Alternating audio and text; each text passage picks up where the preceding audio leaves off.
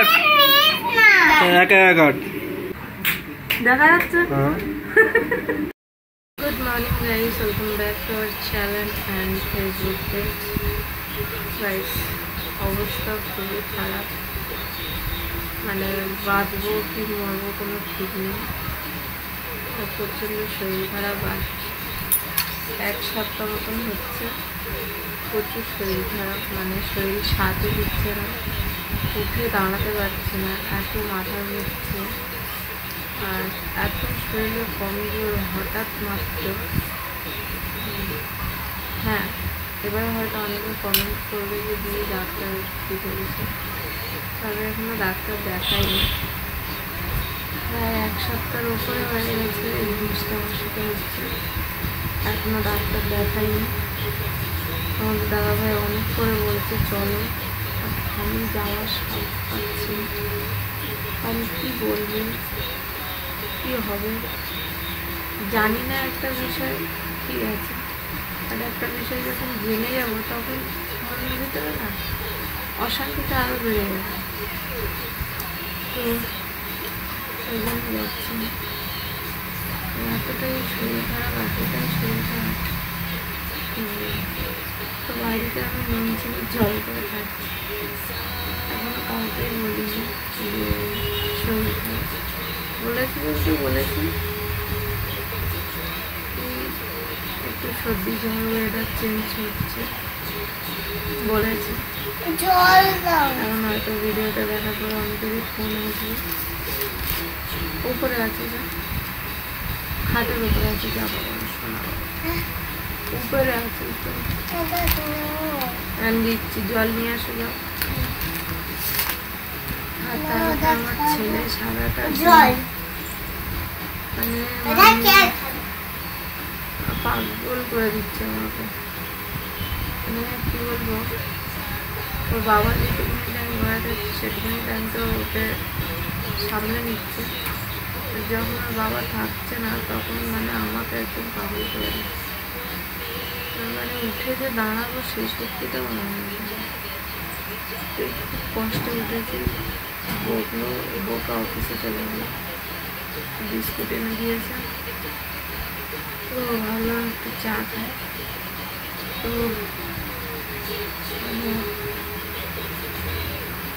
চা করে নিয়ে বসেছি, ওকে একটু পাস্তা করে দিয়েছি, পাস্তা খাচ্ছে।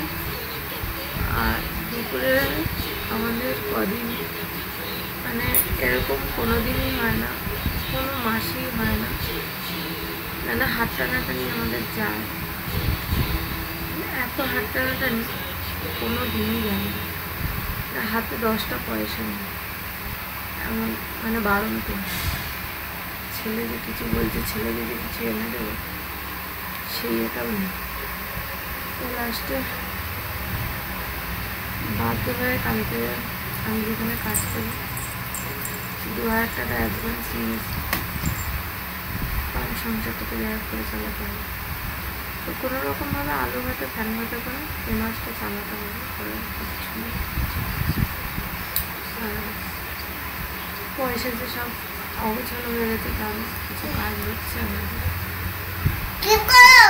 অল্প করে লোকের দেনা দায়িত্বগুলো দেওয়ার চেষ্টা, আর অনেক কিছু নিজেদের ঘর সংসার। তো এখন সকালবেলা বর এখানে আলু টমেটো এনে দিয়েছে, আর একটা সাদা মতো শাক এনে দিয়েছে, যে সময় শাক খাওয়া দরকার গরমের সময়। অনেকদিন হয়ে গেছে শাক খাই, তো আমার শাক ভাজা খুবই ভালো লাগে, বাট আমি করবো কী করে আমি সেটাই ভাবছি। বসে বসে নয় বেছে নিলাম, বসে বসে নয় কেটে নিলাম, কিন্তু আমি ভাজবো কী করে আর কাজটা করবো কী করে। ওই কারণে আলু টমেটো সিদ্ধ করে নেব। তরকারি করবো না, কারণ তরকারি মুখে একদম বসছে না।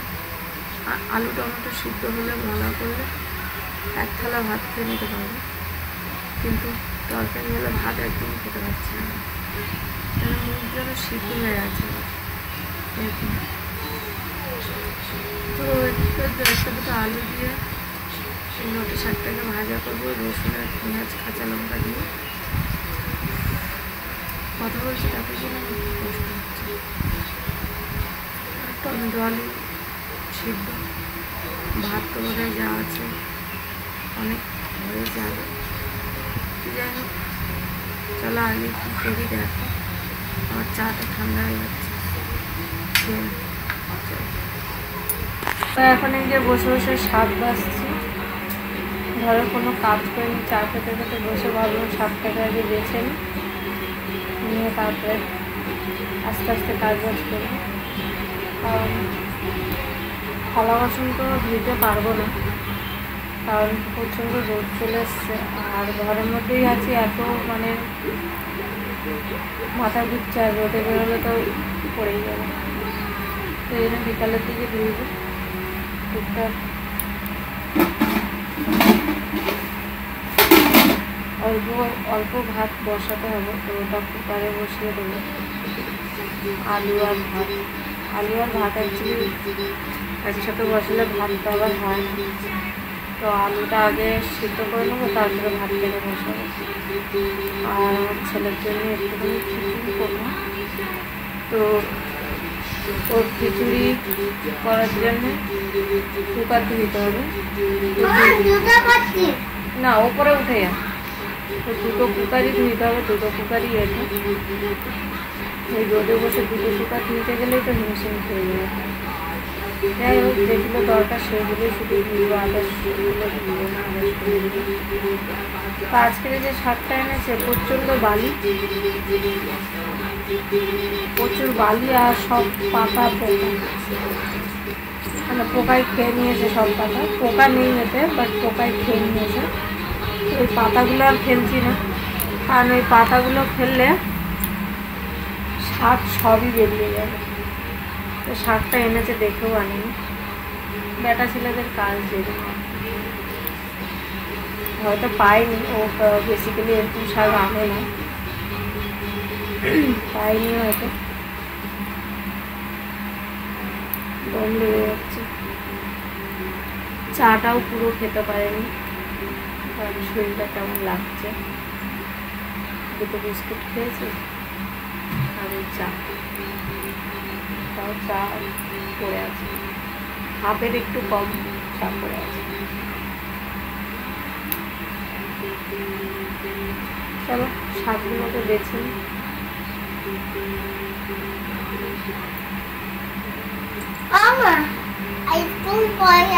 রান্না বান্না প্রায় কমপ্লিট হব। এই যে ওখানটায় আমার বরের জন্য একটা বড় লঙ্কা ভাজা করেছি লবণ দিয়ে, ভালো লাগে খেতে। আর আমার তো মুখে রুচছে না, তাই আমি খাবো না, শুধু আমার বরের জন্য করেছি। আর ছেলের জন্য এই যে ছোটো কুকারে খিচুড়ি করেছি, আর বড় কুকারে ভাত বসিয়েছি। আলু টমেটো সিদ্ধ হয়ে গেছে। এখানটায় এই যে শাক ভাজা করছি, শাক ভাজা এখনো হয়নি। তো ঘরটা খুবই অগোছালো হয়ে আছে, এটা যতক্ষণ একটু ভাজা ভাজা হচ্ছে। গ্যাসটা একটু কমিয়ে নিই, কারণ হাই ফ্লেমে পুড়ে যাবে।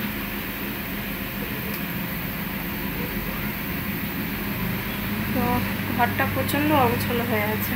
এই দেখো, এগুলো একদম পুরো ছড়িয়ে ছিটিয়ে আছে।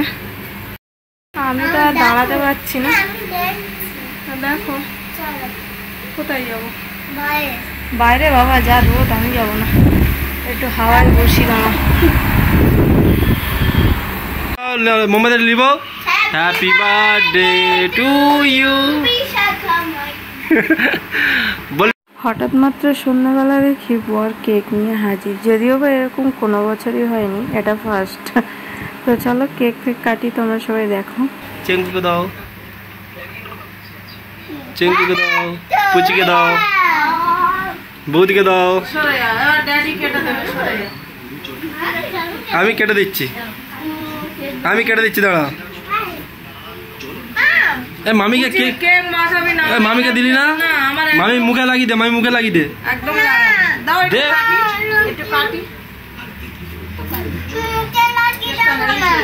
কাটবে তো, মেজদা কাটে দিয়েছো, খা।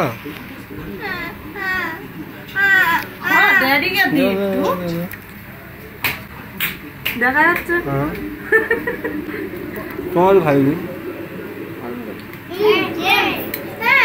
আমি কাটি করে দিচ্ছি দে আমি কাটি করে দি দাও আচ্ছা কাট